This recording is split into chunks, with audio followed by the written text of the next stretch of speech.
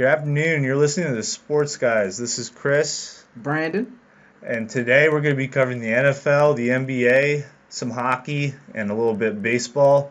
After that, we're going to run through our own NBA All-Star mock drafts. We got a lot of picks. Not all of them are the same, but I think you're going to hear what we have to say on just about every player who is chosen to the roster. So for the news, we're going to head to Brandan. Okay, people. So, as you all know, the NBA All-Star Weekend 2018 is coming up.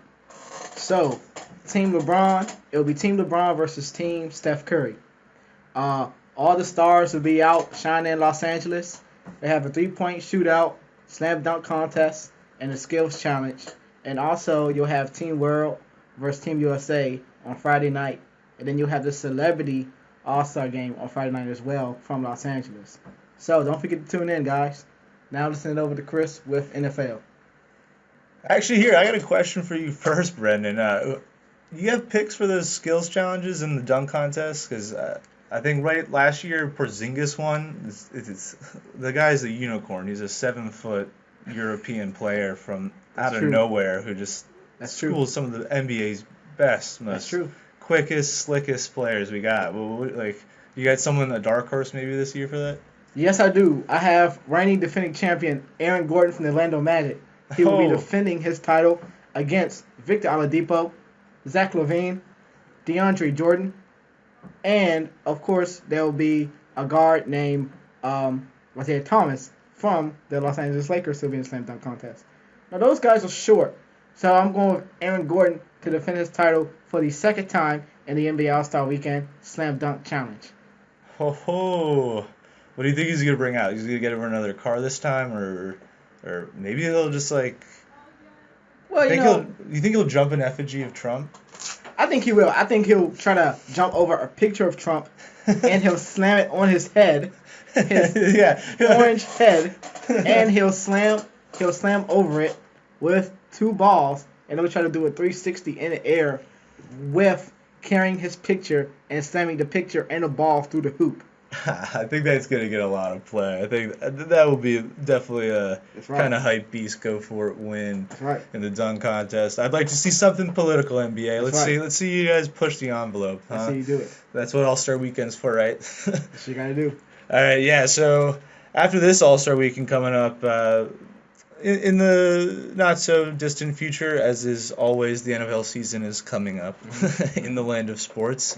It is King NFL, Rex Regis. And coming up will be, for the Redskins, we got a few decisions, some that we already made, the big one being Alex Smith.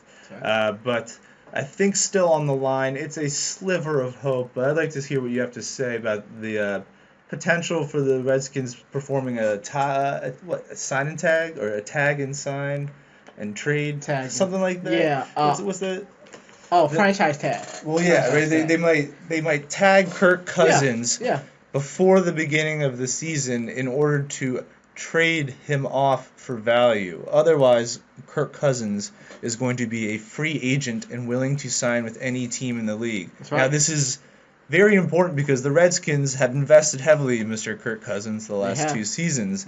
They franchise tagged him those 2 seasons as well, costing them a total of $24 million last season and $20 million the prior season. So this man has essentially nearly $50 million put into him, and it's whether to see if we can get any value back because we got a new starting quarterback, and it's not going to be him. Now, do you think this tag and sign trade and whatever this is, do you think this might come out because it's getting a little late? I think this kind of sag is going to be very good. Alex Smith, he's a very, very good quarterback, a very veteran quarterback. He's pretty up there in age, but I think he just might make the Redskins better, and he just might lead the Redskins back to the promised land, which is the playoffs. Not really sure about the Super Bowl right now, because we all know the Washington Redskins are going to be the Washington Redskins at the end of the day.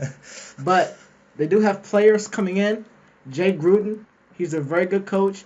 I believe that Daniel Snyder will do the right thing in signing some good, wholesome players that will come in and help the Redskins at least compete for the Super Bowl, or at least give them a chance at the Super Bowl. Now, what do you think? I mean, in my opinion, we talked about this earlier. Alex Smith and Kirk Cousins look very similar as quarterbacks. So their style of play is very much in the same school of quarterbacking. I would agree, but like, what makes Alex Smith different? Now, last season we saw that he had the highest QB rating in the league, but I think we touched on something else between him and Kirk, that Kirk might be just lacking a little bit going downfield, right? We did, yeah. He's been lacking in that. And, with the speed and his accuracy with his throws, last year his throws were not looking very good when he threw it to Jamison Crowder, Terrell Pryor, Vernon Davis, or even Jordan Reed. Now, Kirk Cousins, as we all know, he's a still young quarterback, but in time he will learn to make those throws accurate. Alex Smith, on the other hand, is a master at making accurate throws. Alex Smith is a master at the pump fake, and he's a master at sliding his feet when guys are coming to hit him. Just week 1 last year, Kansas City beat New England 24-27. Alex Smith was a beast. He hit for 4 touchdowns and 559 yards and a big win over New England. That is a beast, and I'm actually quite excited to have that kind of just experience and what seems to be a rejuvenated daring acumen from Alex Smith down the field, because it has been horribly frustrating, I'd say, watching Kirk Cousins play safely for a contract the last 2 seasons. I think, right, Jay Gruden said, Kirk had said of Jay that he wants me to throw down the field more, but I told him I'd get more interceptions. Jay said, yeah, he'd get more interceptions, but he'd get 3 times as many touchdowns. Yes, he did. So I'm going to side with Jay here. I think we got a good season coming ahead for the Skins. It's going to be a new-look squad. Hopefully our defense will be just as strong after losing Kendall Fuller. We'll see what happens in the draft, but we'll cover that in future podcasts. Just for the next few news going on right now in the sports world, the Washington Capitals in this area recently beat the Columbus Blue Jackets 4-3 last night. They're playing well. There's, once again, obviously talk of them going for a Stanley Cup. To that end, let's see what happens. The predictions are most obvious. First round exit for me. What do you think? I want to see them go further. I want to see them go to the Stanley Cup championship to win the Stanley Cup. But as Chris said, I can only see them going maybe to the first, second, or third round. The Capitals have been achieving, and they have looked great this year, and they have overcome some obstacles that had led them last year to not a good start in the playoffs. So we'll see what happens, folks. Absolutely. And on to my personal expertise, I'd say, in this whole the arena would be baseball, baby. MLB, and spring training is coming up. It's coming up in a week. It starts Friday, February 23rd. And us here, we're obviously Nationals fans, and we're gonna hit a few points on the Nationals, mostly being the big questions coming up for this next season and through the off season. First one, the big elephant in the whole organization would have to be, will Bryce Harper sign with the Nationals after this season? What we do have looking at down the road is what many speculate to be a potential $500 million, literally $500 million. That's half a B. Whoa. Half a B, $500 million contract for Mr. Bryce Harper. Now, is this going to come from us? Is this going to come from the Yanks? Would maybe come from the Dodgers even?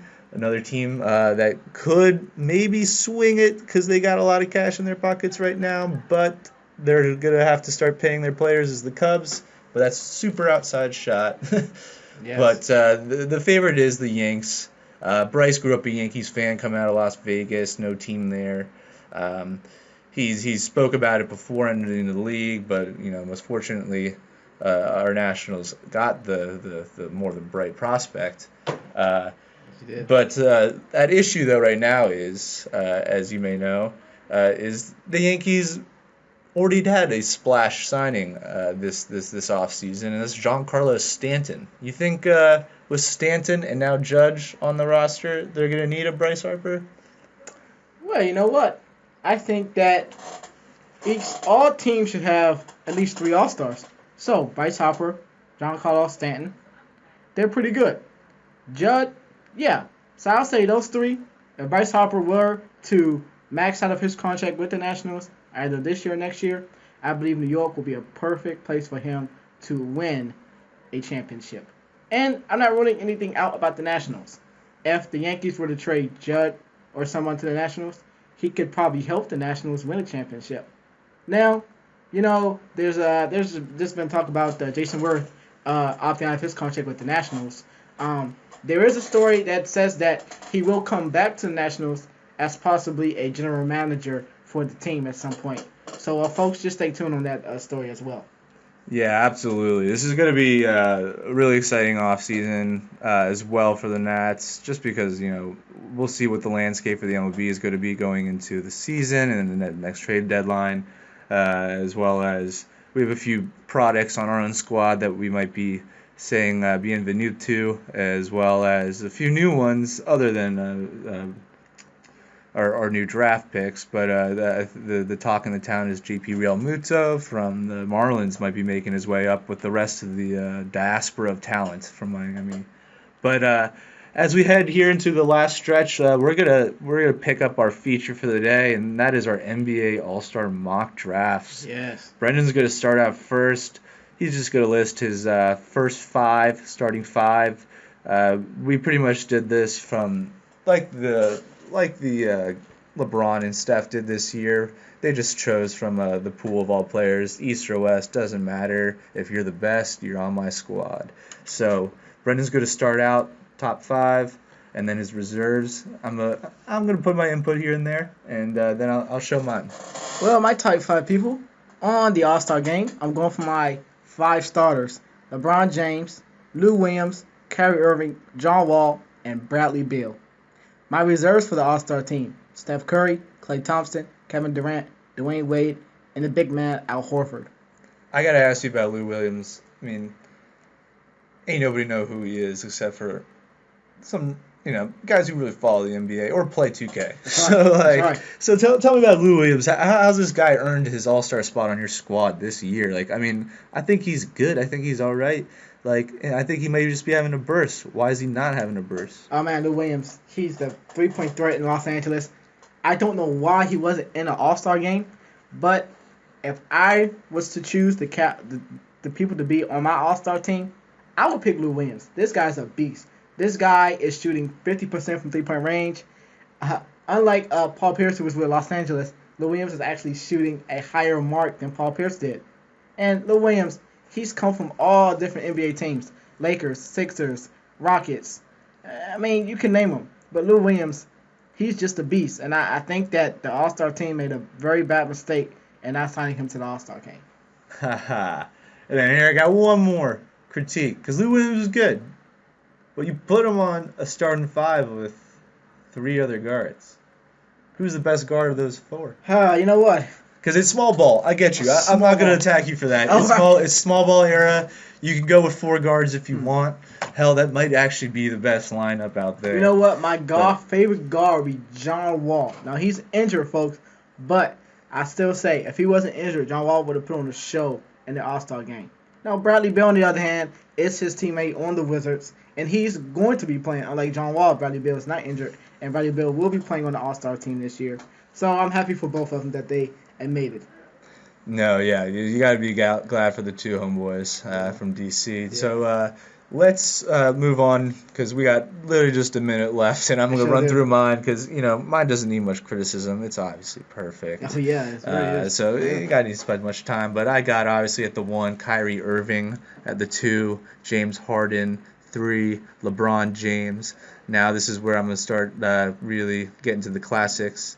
As opposed to your small ball lineup, I went big. I went Giannis at 4, the Greek Freak, followed by Joel Embiid at 5. So we're going to be heavy hitters down low, quick up top with the handles and experience. I think I like it. And then obviously my reserves are Steph Curry, Bradley Beal. I also like him a lot this season. DeAndre Jordan at 5, Hassan Whiteside, and Kevin Durant. Those are my finals. So with the last 30 seconds, I'd like to say thank you for tuning in to the Sports Guys. Yes, thank you very much, guys. This has been great. This is our first podcast. First one. Please check us out. We're going to be on Spreaker. We're podcasting from Montgomery College, the EWMCR Radio Studios. All right. Hell of a time. Come check us out next time. I think you'll like us.